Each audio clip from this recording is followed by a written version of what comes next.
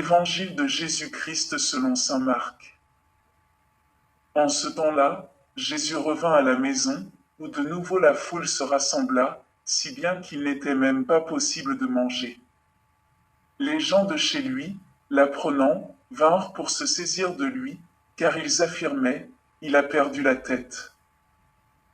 Les scribes, qui étaient descendus de Jérusalem, disaient, il est possédé par Béelzéboul, c'est par le chef des démons qu'il expulse les démons. Les appelant près de lui, Jésus leur dit en parabole, comment Satan peut-il expulser Satan? Si un royaume est divisé contre lui-même, ce royaume ne peut pas tenir. Si les gens d'une même maison se divisent entre eux, ces gens ne pourront pas tenir. Si Satan s'est dressé contre lui-même, s'il est divisé, il ne peut pas tenir, c'en est fini de lui. Mais personne ne peut entrer dans la maison d'un homme fort et piller ses biens, s'il ne l'a d'abord ligoté. Alors seulement il pillera sa maison. Amen, je vous le dis, tout sera pardonné aux enfants des hommes, leurs péchés et les blasphèmes qu'ils auront proférés. Mais si quelqu'un blasphème contre l'Esprit Saint, il n'aura jamais de pardon.